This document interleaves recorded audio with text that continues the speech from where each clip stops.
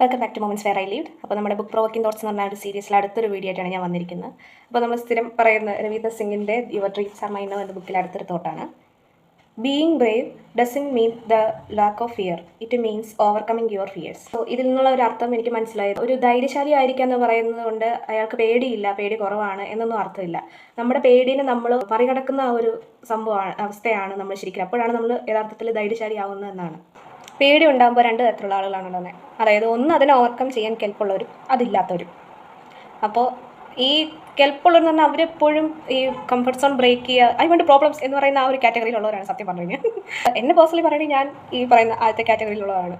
കൂടുതലും എൻ്റെ ഒരു 95% ഞാൻ ആദ്യത്തെ കാറ്റഗറിയാണ്. 5% മാത്രമേ ഉള്ളൂ ഈ പേടി. ഓക്കെ, അത് ഞാൻ ആക്സെപ്റ്റ് ചെയ്യുന്ന, ആ പേടി തന്നെ ഞാൻ ജീവിക്കും എന്ന് വിചാരിച്ചിട്ടുള്ളൊരു മൈൻഡ്. പക്ഷേ ഒരു മനുഷ്യന് ഇങ്ങനെ കംപ്ലീറ്റ്ലി, എനിക്ക് തോന്നുന്നില്ല, എൻ്റെ അഭിപ്രായത്തിലാണ്, മൊത്തത്തിലൊരു പേടി മാറിയിട്ടുള്ള ഒരാൾ അല്ലെങ്കിൽ ഫുൾ ധൈര്യമുള്ള ആൾ, ഈ പറയുന്ന പോലെ ഫിയർ ഇല്ലാത്ത ഒരാളെന്ന് നമുക്ക് പറയാൻ പറ്റും. ശരിയായിരിക്കാം, നമ്മൾ പുറമേന്ന് കാണുമ്പോൾ അയാൾ ഒരു വ്യക്തിനെ നമ്മൾ എടുത്തു നോക്കുമ്പോൾ അയാൾ നല്ല ധൈര്യശാലിയാണ്. അയാൾ മറ്റേ ബങ്കി ജമ്പിങ്ങും പിന്നെ ഈ പറയുന്ന സ്കൈ ഡൈവിങ്ങും അതുപോലുള്ള ഒരുപാട് കാര്യങ്ങൾ, അഡ്വഞ്ചറസ് ആയിട്ടുള്ള ഒത്തിരി കാര്യങ്ങൾ ചെയ്യുന്നത് അയാൾക്ക് പേടിയില്ല എന്നൊക്കെ പറയും. പക്ഷേ അയാളുടെ ഉള്ളിലേക്ക് നമ്മൾ നോക്കുമ്പോൾ അല്ലെങ്കിൽ അയാളുടെ അത്രയും ഡീപ്ലി നമ്മൾ അയാളെ പറ്റി അറിയുമ്പോഴത്തേനും നമുക്ക് കണ്ടുപിടിക്കാൻ 1% സാധനം എന്തെങ്കിലും ഉണ്ടാവും അയാൾ പേടിക്കുന്നുണ്ട് എന്ന് പറയുന്ന ഒരു കാര്യം. അതുകൊണ്ട് എൻ്റെ അഭിപ്രായത്തിൽ ലോകത്ത് ഒരു മനുഷ്യനും കംപ്ലീറ്റ്ലി ഫിയർലെസ് ആയിട്ടുള്ള ഒരാളില്ല. എല്ലാ ആൾക്കുള്ളിൽ 1% എന്തെങ്കിലും ഒരു കാര്യത്തിൽ നമ്മൾ പേടിയുണ്ടാവും. പക്ഷെ നമ്മൾ കാണിക്കില്ല പുറത്ത് പേടിയുണ്ടെന്നുള്ള കാര്യം. അപ്പോൾ പേടി ഉണ്ടായിരിക്കുന്നത് എന്തുകൊണ്ട് നല്ലതാണ്. പക്ഷേ ആ പേടി നമ്മൾ ഓവർകം ചെയ്ത് കിട്ടുന്ന ഒരു റിസൾട്ട് ഉണ്ടല്ലോ, അത് നമ്മളെപ്പോഴും പോസിറ്റീവ് ആക്കാൻ ശ്രമിക്കുക. ഒരു ഉദാഹരണം പറയുകയാണെങ്കിൽ, ഒരു സിനിമ എന്ന് പറയുന്നത് നമ്മുടെ കലി സിനിമ ഉണ്ടല്ലോ, സായി പല്ലവിയും ദുൽഖർ സൽമാനും അഭിനയിച്ച. അപ്പോൾ ഇതിൽ സായി പല്ലവിക്ക് കാർ ഓടിക്കാൻ ഭയങ്കര പേടിയാണ്. അങ്ങനത്തെ ഒരു സീൻ അതിനകത്ത് കാണിക്കുന്നുണ്ട്. അവസാനം അവൾ ധൈര്യം സംഭരിച്ച കാർ ഓടിക്കാൻ തുടങ്ങും. പിന്നെ എൻ്റെ സീനെ കാണുമ്പോൾ പുള്ളിക്കാരിയാണ് ഡ്രൈവ് ചെയ്യുന്നത് കാർ. ആ ടൈമിൽ പേടി ഓവർകം ചെയ്യുന്ന അതിൻ്റെ പോസിറ്റീവ് റിസൾട്ട് എന്താ, ആൾക്ക് ധൈര്യമായിട്ട് കാർ ഓടിക്കാൻ പറ്റും. അതിൻ്റെ തുടക്കത്തിലൊക്കെ നമുക്ക് കാണാൻ ഒരു ഡ്രൈവ് ചെയ്യാൻ വേണ്ട എന്തോ ഒരു ജംഗ്ഷനിലാണ് ചെന്ന് പെട്ടു പോകുന്നൊരു സീനൊക്കെ ഉണ്ടല്ലോ. അത് നല്ലൊരു എക്സാമ്പിളാണ് ആ ഒരു പോസിറ്റീവ് റിസൾട്ട് കിട്ടുന്ന ഒരു പേടിക്ക്. ഇനി നെഗറ്റീവ് റിസൾട്ടുള്ള പേടി ഓവർകം ചെയ്യുമ്പോഴത്തേന്, അതായത് ഇപ്പോൾ പേടി ഓവർകം ചെയ്ത് നമുക്ക് നെഗറ്റീവായിട്ടുള്ളൊരു റിസൾട്ടിലേക്കാണ് പോകുകയെന്ന് പറഞ്ഞു കഴിഞ്ഞാൽ, ഇപ്പം നമ്മൾ ഈ ഡ്രിങ്ക്സ് ആൻഡ് ഡ്രഗ്സിൻ്റെ ഒക്കെ ഉപയോഗം വേണമെങ്കിൽ പറയാം. അതായത് കൊച്ചു പ്രായത്തിലായിരിക്കുമല്ലോ മെയിൻലി ഇത് സ്റ്റാർട്ടിങ് തുടങ്ങുന്നത്, അതിൻ്റെ ഒരു ഇതായിട്ടുള്ള അഡിക്ഷൻ വരാറുള്ളത്.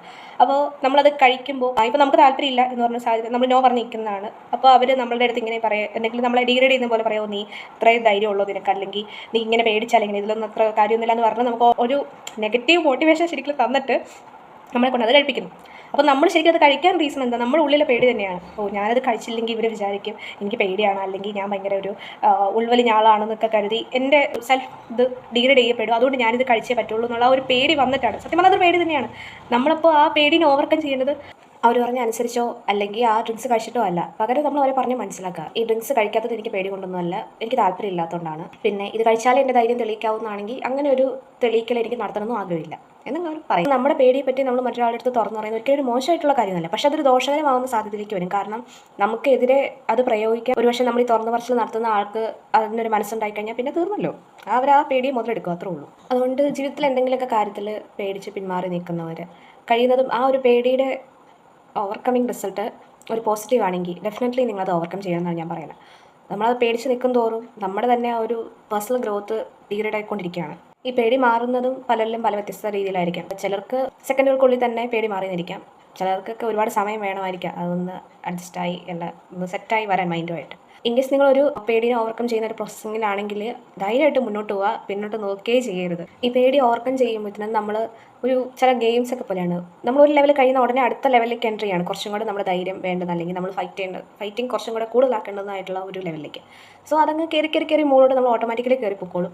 ഇടയ്ക്ക് നമ്മളൊന്ന് ഡൗൺ ആയാലും ഒരു കാരണവശാലും ഏറ്റവും ലാസ്റ്റ് സ്റ്റേജിൽ നമ്മളെ എവിടെ തുടങ്ങിയോ ആ ഒരു പോയിന്റിലേക്ക് പോകാതിരിക്കാം. അപ്പോൾ നമ്മുടെ തോട്ടിൽ നിന്ന് പറഞ്ഞ പോലെ പേടിയില്ലാത്ത ഒരാളല്ല, പേടിയെ മറികടക്കുന്ന ആളാണ് യഥാർത്ഥത്തിൽ ധൈര്യശാലി എന്ന് പറയുന്നത്. അങ്ങനെ നമ്മളൊരു ധൈര്യശാലിയായി തീരാൻ നമ്മൾ ഓരോരുത്തരും നമ്മുടെ ഉള്ളിൽ പേടി എന്താണെന്ന് കണ്ടുപിടിക്കുക, എന്നെ മറികടക്കാൻ നമ്മളെ കൊണ്ട് സാധിക്കുകയും ചെയ്യണം. അതുകൊണ്ട് വീഡിയോ കാണുന്ന അന്ന് തന്നെ എല്ലാവരും പോയി നിങ്ങളുടെ ചെറുതായിക്കോട്ടെ വലുതായിക്കോട്ടെ പോസിറ്റീവ് റിസൾട്ടാണ് ആ മറികടക്കുമ്പോൾ കിട്ടുന്നതെന്ന് ഉറപ്പുള്ള എല്ലാ പേടിയും ജസ്റ്റ് ഒരു നോട്ട് ചെയ്ത് വെച്ചിട്ട് ടു ലിസ്റ്റ് പോലെ നമുക്ക് ഓരോന്നോരോന്നായിട്ട് കവർ ചെയ്തെടുക്കാം. പക്ഷേ ഞാൻ ഈ പറയുമ്പോൾ ഭയങ്കര എളുപ്പമാണ്, പെട്ടെന്ന് തീരുമെന്ന് വിചാരിക്കാം. അല്ല, സമയമെടുക്കും. നല്ല ക്ഷമയോടുകൂടി മാത്രമേ നമുക്ക് നമ്മുടെ ഒരു കംപ്ലീറ്റ് പേടിയെ മാറ്റി ഒരു ധൈര്യശാലിയായിട്ട് ആകാൻ പറ്റത്തുള്ളൂ. അങ്ങനെ കുറേയൊക്കെ നമ്മുടെ ഉള്ളിലെ നമുക്ക് പോലും അറിയില്ലാത്ത ഒരു പേടികളെ കണ്ടുപിടിച്ച് നമ്മൾ അതിൻ്റെ നിശേഷം നശിപ്പിച്ച് കളയുമ്പോഴത്തേക്കും ഉറപ്പാണ് നിങ്ങളിപ്പോൾ അനുഭവിക്കുന്ന ലൈഫ് ഉണ്ടല്ലോ അതിനേക്കാൾ ഒരു ഡബിൾ ഇരട്ടി കളർഫുൾ അടിപൊളി സൂപ്പർ ലൈഫായിരിക്കും ഉണ്ടാകാൻ പോകുന്നത്. കാരണം പലതിനും നമ്മുടെ മേലൊരു ആധിപത്യം കിട്ടുക, നല്ല കാര്യമായിരിക്കാം ചീത്ത കാര്യമായിരിക്കാം, അതിന് നമുക്ക് മേലൊരു അധികാരം കിട്ടുന്നത് നമ്മുടെ പേടി കൊണ്ടാണ്. അതുകൊണ്ട് നമ്മുടെ പേടിയാണ് തീരുമാനിക്കുന്നത് നമ്മുടെ മേൽ എന്താണ് അധികാരം നേടേണ്ടത്, നല്ലതാണോ ചീത്തയാണോ വേണ്ടതെന്ന്. അതുപോലെ നമ്മുടെ ലൈഫ് എങ്ങനെ പോകണമെന്നും തീരുമാനിക്കുന്നത് നമ്മുടെ പേടിയാണ്.